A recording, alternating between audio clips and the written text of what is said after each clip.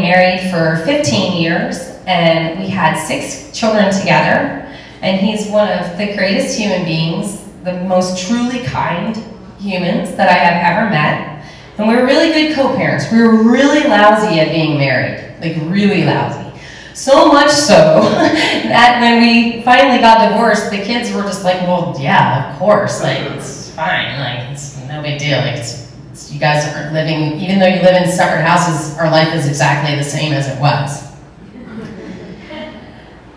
They are the best part of me, and they have been the impetus for my commitment to healing and striving towards wholeness and wellness with every ounce of my being and every moment of my day. The little one in that picture is my current husband and I's son. I had surgery to not have any more babies because I was like, oh my gosh, nobody should have this many babies. This is ridiculous. I'm so tired. I have to be done. It's time for me to have my own life. I'm going to have surgery to not have any more babies. And I did. And he's 2. Surprise! But they are always a reminder that security is just a superstition and that there's no sort of for sure thing, and you have to lean into the discomfort, and that when you lean into the discomfort and the hard things, that there are glorious things on the other side. My oldest son was born, and I had not ever even changed a diaper. Boy, how have times changed. I had no idea what I was doing. The only thing I knew was that I did not want to raise my kids the way that I was raised. Nobody told me that the hardest part of becoming a parent was going to be dealing with your own upbringing and dealing with like your own huge pile of shit. He was born, and my placenta was retained. I now know that sometimes that happens when you have some fear or ambivalence about being a mom, which I totally did. I was 23, and I had no idea what I was doing. And but I had him in a hospital with a midwife, and she was like, it's time, and we have to call the doctor, because that's what we have to do to keep us out of trouble. I was like, okay. The doctor came in, it's the middle of the night, he's angry, because I don't have an IV or anything, and he's like, all right, we gotta manually remove it, and like shoved his hand in my uterus. And I was like, whoa! I was like, can you just hold on a second, please? And like, let me regroup now that I know what's gonna happen. And he was just like, no! I was like, whoa, okay. In the days after my oldest son, his name is Tim, his birth, I was just like, what the hell just happened? I was like, this angry man put his body inside my body without my permission, and he was really mad at me. And like, oh, there's a name for that. It's called rape.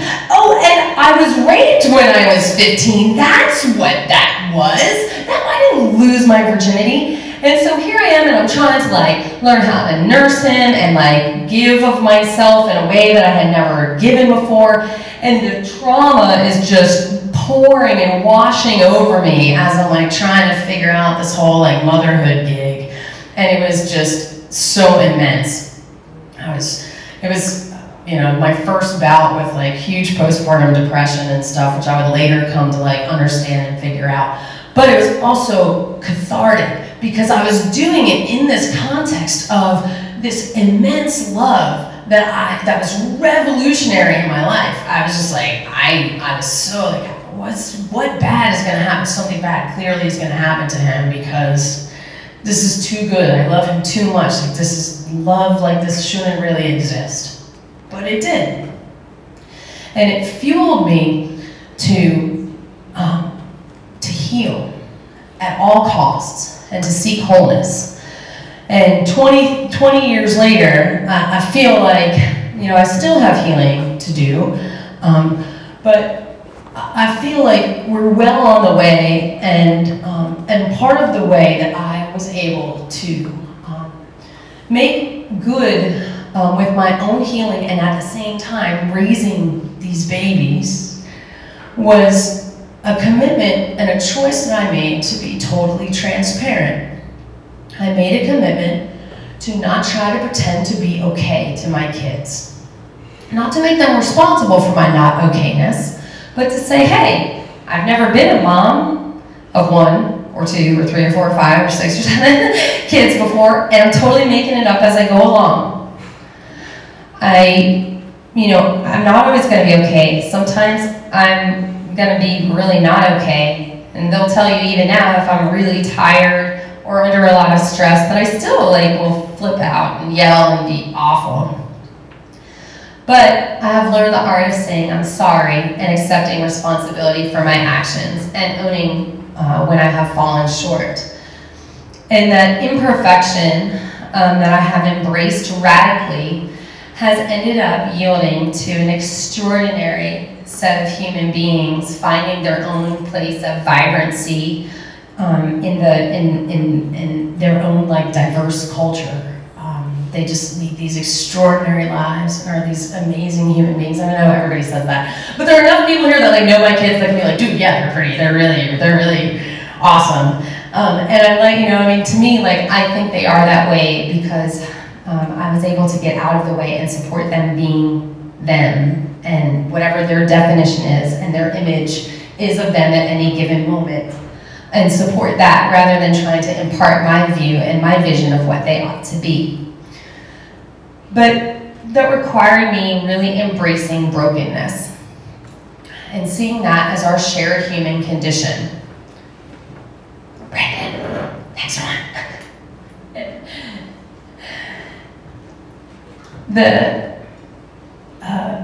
This quote speaks to me so very much, and with everything that's going on in our culture, the struggles that we have going on right now, and how do you deal with Nazis when they come to town? How do you deal with people whose viewpoints we find abhorrent? How do we do them? What do we do?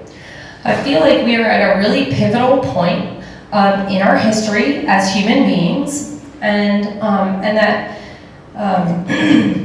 we're either going to bond together and make it through, or we're going to have some huge struggles in front of us.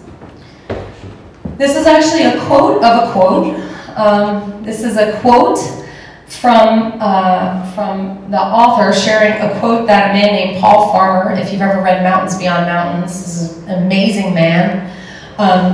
His quote of another person named Thomas Merton, who was a contemplative monk, who was one of my heroes from when I was really a young kid. And as we're bodies of broken bones, I guess I'd always known but never fully considered that being broken is what makes us human. We all have our reasons. Sometimes we are fractured by the choices we make. Sometimes we're shattered by things that we never would have chosen. But our brokenness is also the source of our common humanity, the basis for our shared search for comfort, meaning, and healing. And so my challenge to you is to look at your own life, see your brokenness, and hold it up before you. Borrow my courage to talk about the worst things that I have done and that have been done to me.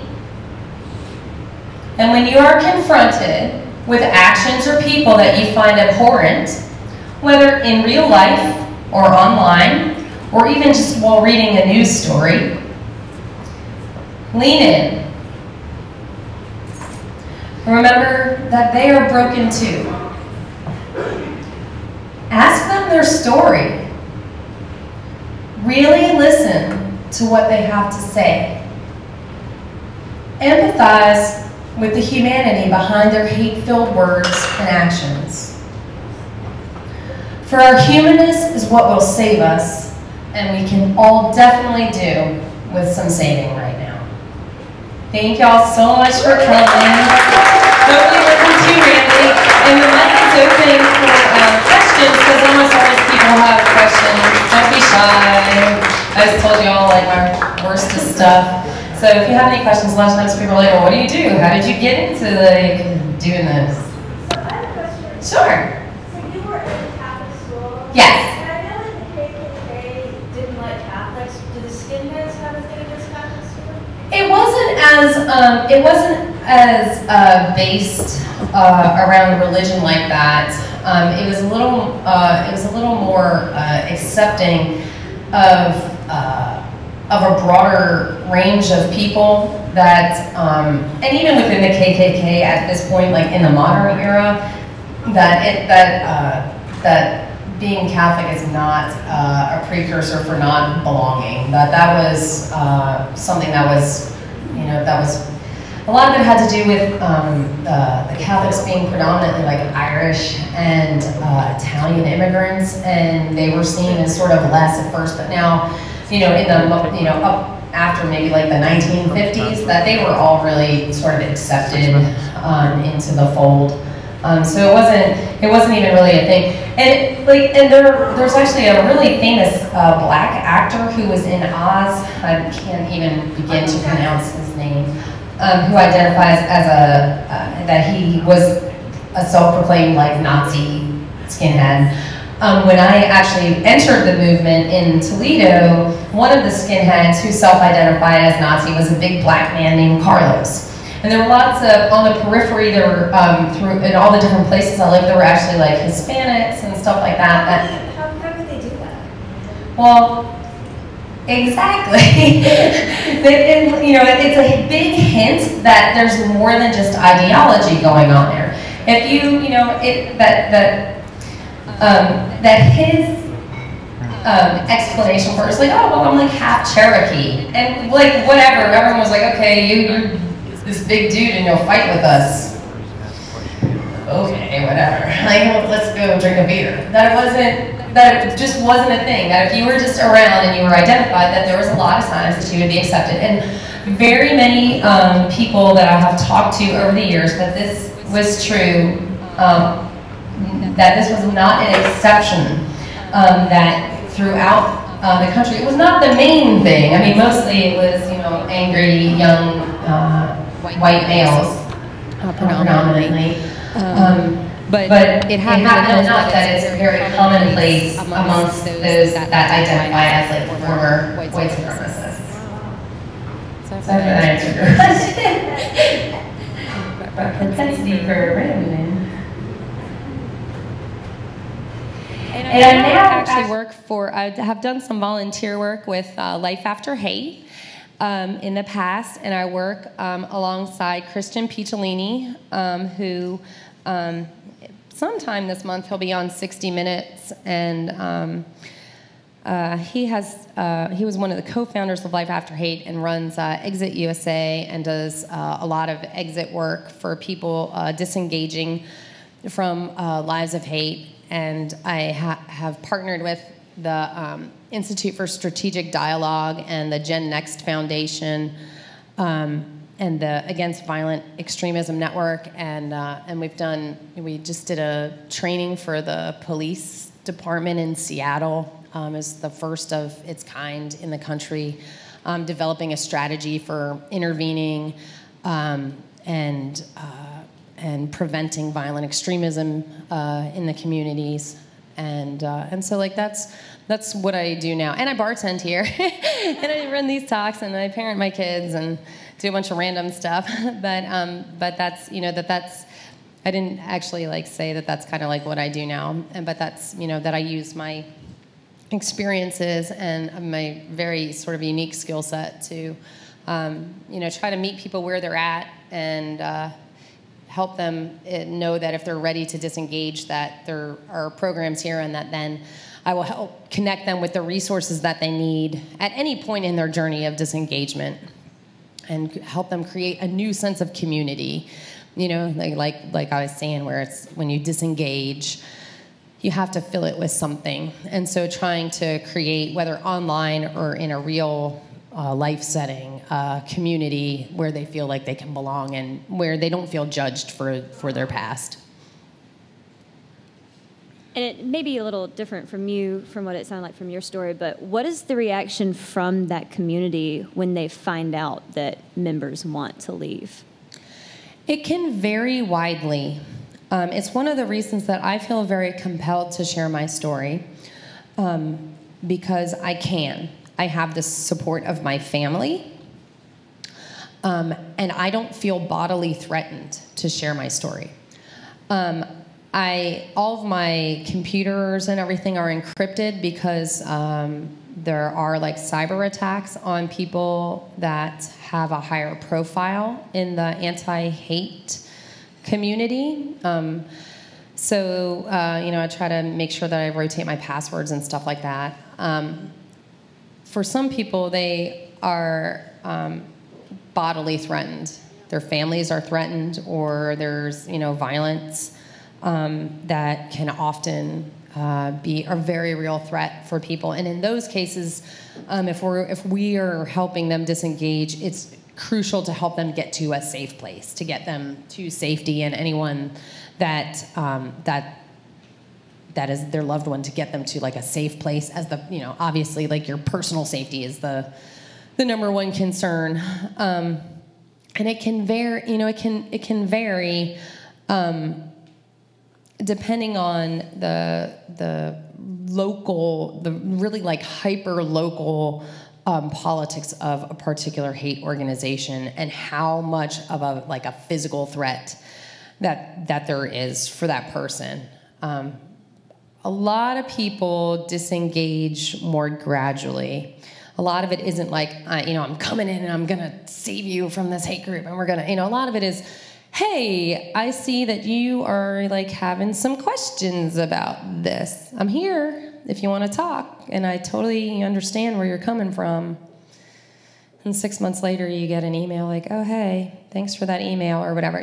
Just a lot of it is much more gradual, that the sort of brokennesses and empty places, and as their echo chamber gets broken, whatever it is, whether it's a virtual echo chamber or like a physical echo chamber, as that begins to break down, or that they have a meaningful encounter with someone who is the object of their hate, that then they're not amplifying their belief anymore. And so when you're not amplifying, you're de-escalating. And so, like, for some people that happens once they're in prison, and then they have to interact with people of all different races. For some people, when they have babies, they're just like, oh, I feel, the humanity in this little child, and I don't want them to grow up hating and full of anger. For some people, it's, just a chance encounter with someone in their life, a janitor, or something like that, somebody that challenges their idea of dehumanizing the other people. So for a lot of people, it happens more gradually. And when it happens more gradually, then there is less threat of violence towards the individuals. But there is a threat. Bueller. Okay, I'll get So I might have missed this because I came in late, but did your familial background play a role in that? Like, did you come from racist parents or uncles, or like, where did that, like you said, it could have been anything, but I'm just wondering if you had a predisposition to that based on your family. In the picture where we were all in stripes, I don't know if you saw that, the man standing on the right-hand side of that picture is my uncle, who is homosexual. When he came out to my brother and I when we were young adults, we were both just like, duh, like, of course you are. We've known that our whole lives. So that was part of our life, but I grew up outside of Philadelphia, and my perception up until very recently was that my school was pretty multicultural. I went back recently and I looked at pictures and I was like, oh, there's like 3 brown people. Like, this was not as diverse as I thought in my class. When I was a kid, I was actually in a breakdance group with Kenyatta, Shante, Dante, and Todd.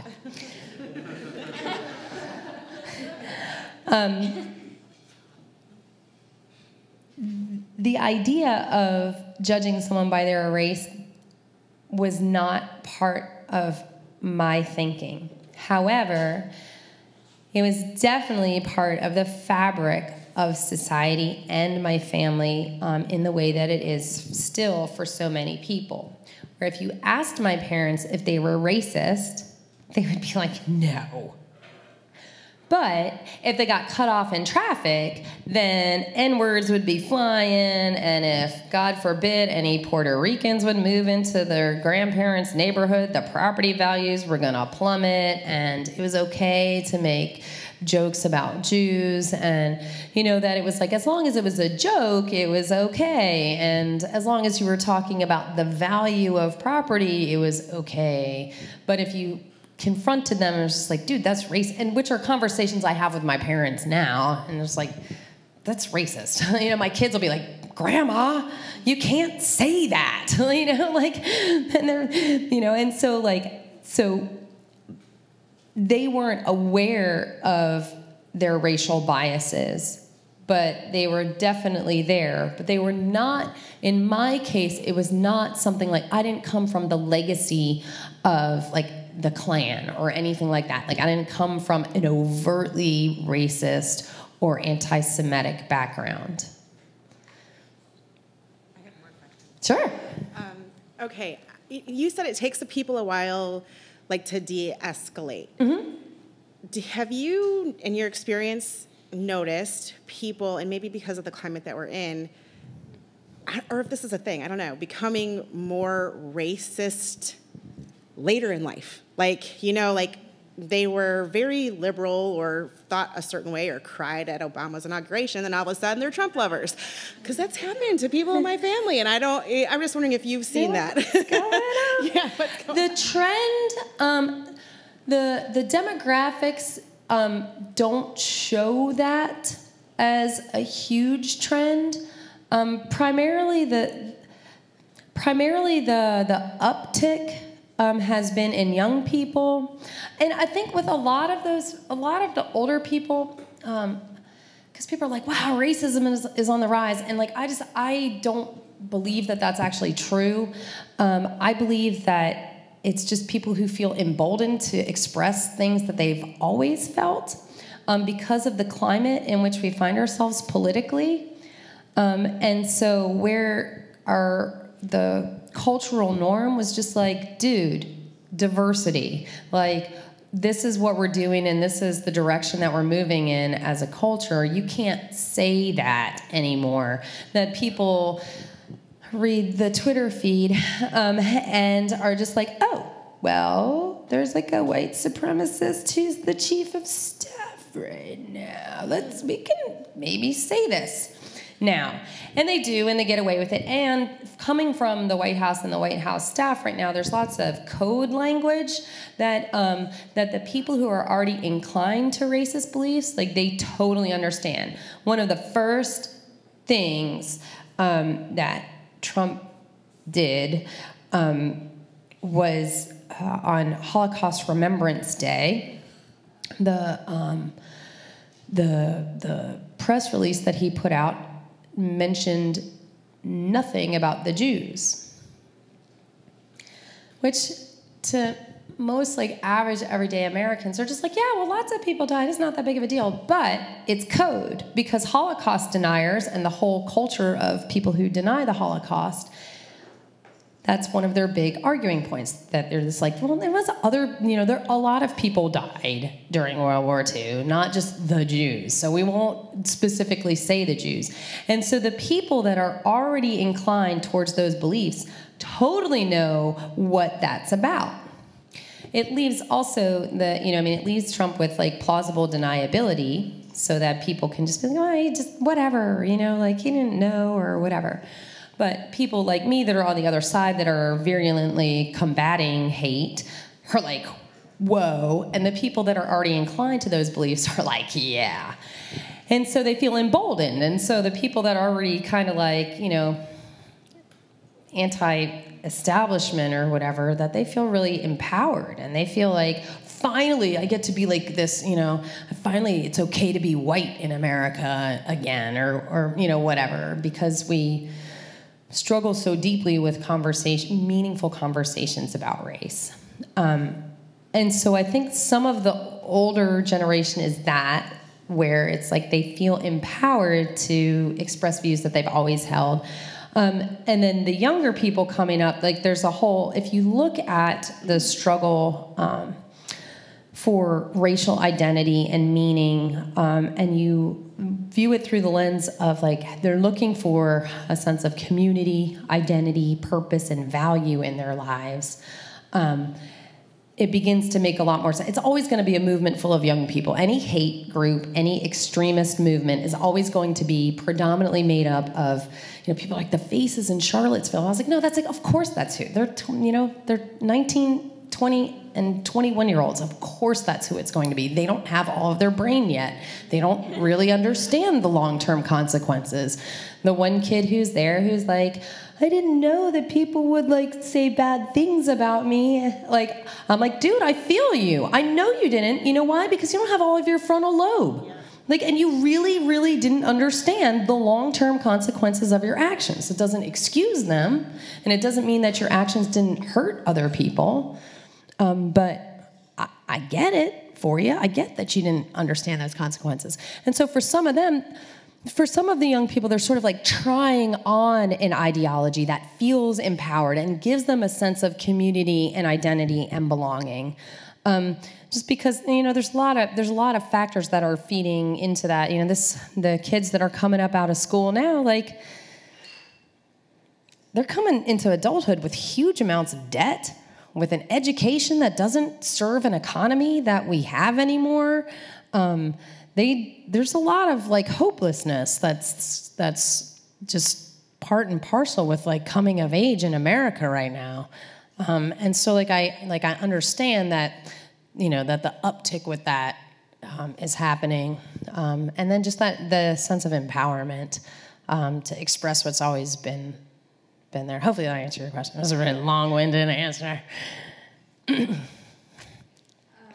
Have you been able to like reconnect with anyone that you were like connected with when you were a part of that has also left that movement? Yes. I mean, the picture where we were both like Sieg Heiling, that's actually Christian Picciolini.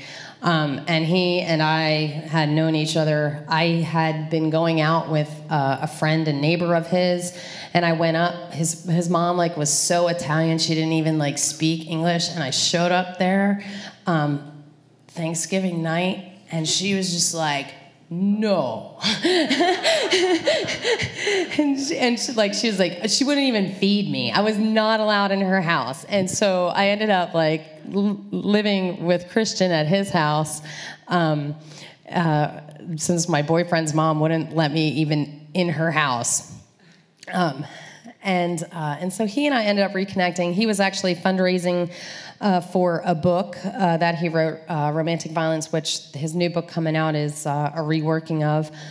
And he had managed a band that I love, Flatfoot 56, and they put it on their page, and I was like, Christian Picciolini? Are you kidding me?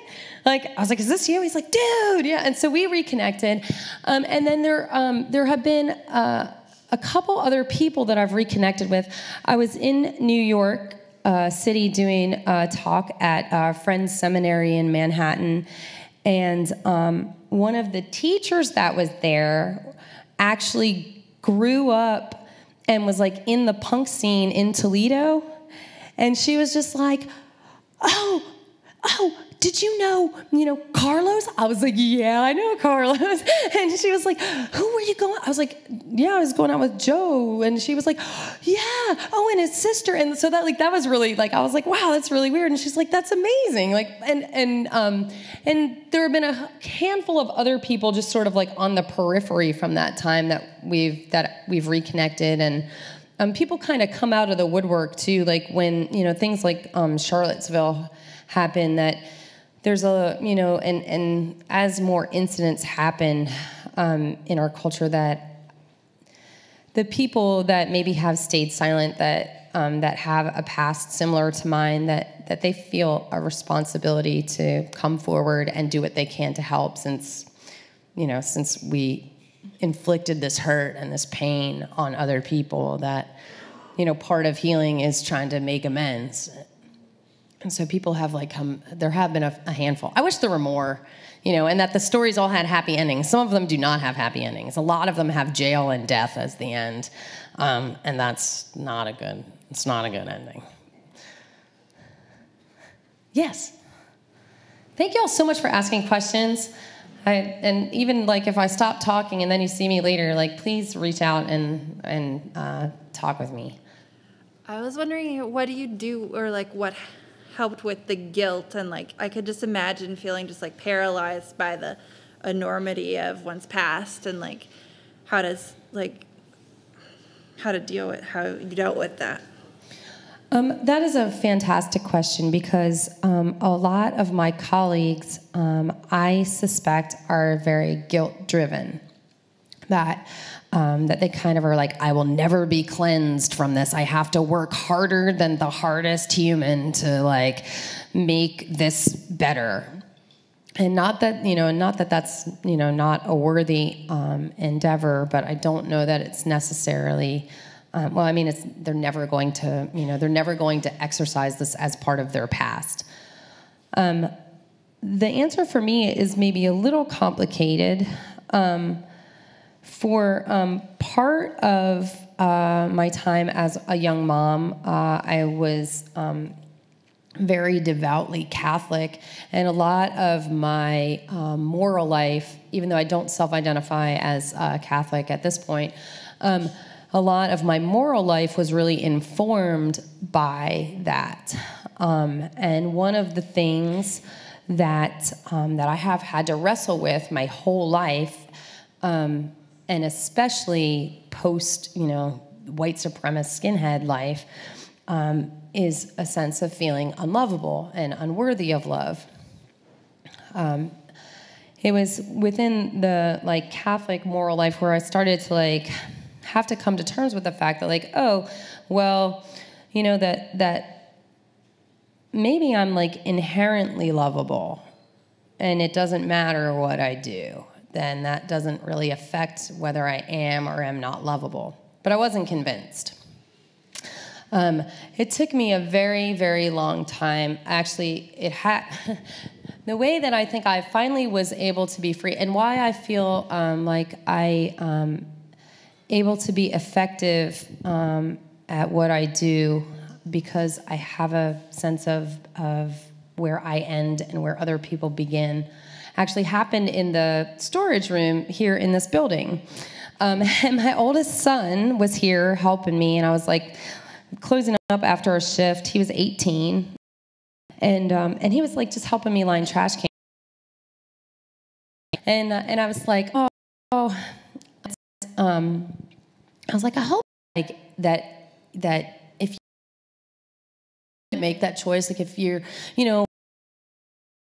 road and you're touring of reasons, I hope it's not.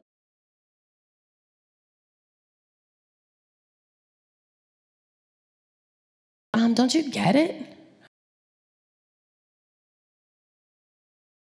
Lives of just meaning and purpose. It'll be of you, because you decided that you. And since that moment, me wrestle through and figure out, some of my biggest meltdowns that can exist inside parenthood, and he loves me unconditionally for me, real me, not Heidi me that only shows the best parts. And from that moment, I was like, I am unconditionally loved for exactly who I am, and that has been deeply empowering for me to be able to offer myself and my life and the things that I'm really good at to other people without being sort of subsumed by them, and without being I've got to fix you. Just being this is what I can offer you, and it's up to you to make use of that. And if you want to make use of that, I'm totally here for you, and I will hold your hand if that's what you need or whatever. But that moment was super transformative for me, to sort of excise that guilt for me, that I'm I have made good on my life And, you know, and part of that also is just a personal commitment I have to living every single day, all the way, for good or for bad, whether it's awesome, amazing things or terrible, awful things, whether it's yelling at my baby in the middle of the night, like, stop touching my hair, because that's real and it's all the way. Or if it's like, oh my gosh, you just like got into this program, you got a scholarship, that's amazing, or whatever it is, like feeling all of the feels all the way every day. And, you know, and that also, like, I think has been a crucial part of, you know, for me, that making good on my life. And, you know, and so from here out, like, for me, it's all kind of gravy. Like, you know, I will continue to do what I do because I feel like, you know, like this is what I've been given to do in this life, and that I'm uniquely suited to do it. But I'm not driven by guilt. Thank you. Come on. And if there are no more questions, I just want to say thank you to Brendan for making us look good and sound good and setting all this up. He takes his job very seriously and tries to do and does do an excellent job recording us all and doing everything like that. And Daniel, thank you for offering the venue to us. And Mary back there is one of the mediocre ladies. Bartender back there, please over-tip her obnoxiously. It is holiday time. There's some stuff going on in the back there. There's a swap going on, which basically my understanding is that if you see something you want, take it. And I took a space book, one of my kids. I made them all write Christmas lists this year, and they wanted space stuff. There was a book. I was like, all right, we got the space stuff. And there's also, like Christine said, a collection going on for Kendra Klein and her family as they care for their micro-preemie. And they've been in and out of the hospital, and are probably about to have to, my understanding is they're probably going to have to file for like medical bankruptcy. So, you know, sort of anything that you can offer them, I'm sure, is just so immensely helpful. Thank you all for coming and sharing your time with us. And please find Med Talks on Facebook. It's an ongoing monthly lecture series. Normally, it's not someone who, you know, like I get paid to go talk, which is awesome because that's what I do. But most of the time, these talks are just people who self-identify as women talking about the stuff that they love. It came about, there was a meme that was like, hey, if you had to talk unprepared for 45 minutes about anything, what could you talk about? Entering and exiting a hate group, but I was in as entering and exiting, and it got how they like operate a perfect martini.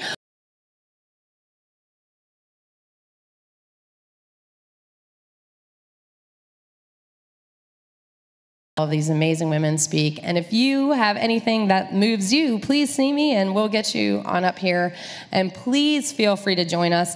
I don't yet have a date for January next set of talks, but like us on Facebook. It's just that meh talks. They're like TED Talks, but meh. And so please spread the word that we're here and that we're doing this. And if you have anything that you would like to share, or if you have anything to ask me afterwards, please feel free to just hunt me down or find me on Facebook. If you think of like tonight at 2 in the morning and you're like, oh, I should have asked that. Very easily found. Please find me, and I would love to answer any questions that you have or connect you with resources if I don't know. Thank you all so much. Happy holidays. Thank you for coming.